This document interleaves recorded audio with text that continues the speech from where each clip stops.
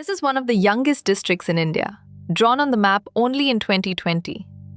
But the land itself is among the oldest and wildest in central India. Here the hills rise into thick sal forest, tigers still walk the valleys, and just beyond its edge, a single sacred river is born. This is Gaurela-Pendra-Marwahi, Chhattisgarh's green northern frontier, and everything you should know about it. Gaurela-Pendra-Marwahi sits in the far north of Chhattisgarh, pressed against the border with Madhya Pradesh. It belongs to the Bilaspur division, and the city of Bilaspur, its nearest big neighbor, lies about 70 kilometers to the south. The district spreads across 2,307 square kilometers of the Maikal Hills, a rugged tableland where the Vindhya and Satpura ranges meet. It is small in people, only about 3,36,000 at the 2011 census, but big in forest. Trains stop at Pendra Road on the old Bilaspur to Kutki line, and the nearest airport is the state capital Raipur, around 220 kilometers away. The district was born on the 10th of February 2020, when it was carved out of Bilaspur to become the 28th district of Chhattisgarh. Its name comes from its three tehsils, Gaurela, Pendra and Marwahi.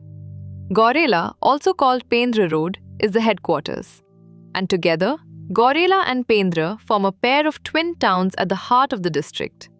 Marwahi to the north gives the district its third name and much of its political weight. For a place so new, the demand for it was old. Local people had asked for their own district for decades before the lines were finally drawn. Long before it was a district, this was a land of small forest estates and zamindari country, tucked into the Maikal Hills where the plains of Chhattisgarh climbed toward the plateau. The railway changed everything.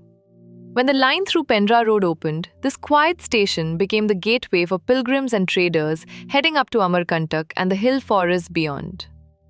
In modern times, the name Marwahi carried far beyond the district. It was the home seat of Ajit Jogi, the first chief minister of Chhattisgarh, and for years, one of the most closely watched constituencies in the state. This is a forest economy first and foremost. More than half the district is wooded, and life runs to the rhythm of the trees. Tendu leaves, collected and dried for rolling beedis, are a major source of seasonal income. Mahua flowers, harvested in summer, become food, oil and drink. In the valleys, farmers grow paddy and hardy hill millets like kodo and kutki. The town of Pendra was long famous across the region for its pure ghee, and slowly a new income is arriving: tourism. As travelers discover the forests, the waterfalls, and the tiger country on the district's doorstep. Gaurela-Pendra-Marwahi is above all tribal country. More than half of its people belong to scheduled tribes, chiefly the Gond and the Baiga. The Baiga are among India's most distinctive forest communities. Once shifting cultivators of the Maikal slopes, famous for their elaborate body tattoos, their deep knowledge of the forest, and their karma and shaila dances performed to the beat of the drum. Festivals follow the forest and the harvest, and the everyday plate reflects the land: millets, mahua, rice, and what the forest gives. For a young and thinly populated district, Marwahi has loomed large in Chhattisgarh's politics. It was the constituency of Ajit Jogi who in 2000 became the very first chief minister of the new state of Chhattisgarh, and the Jogi name remained tied to the soil for a generation. Few districts so small have sat so often at the center of a state's political story. And then there is the reason travelers come.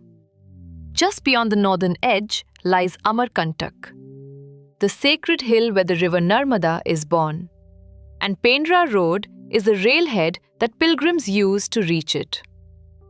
Within the district and along its border stretches the Achanakmar Tiger Reserve, part of the Achanakmar Amarkantak biosphere, home to tigers, leopards, and the great wild gaur.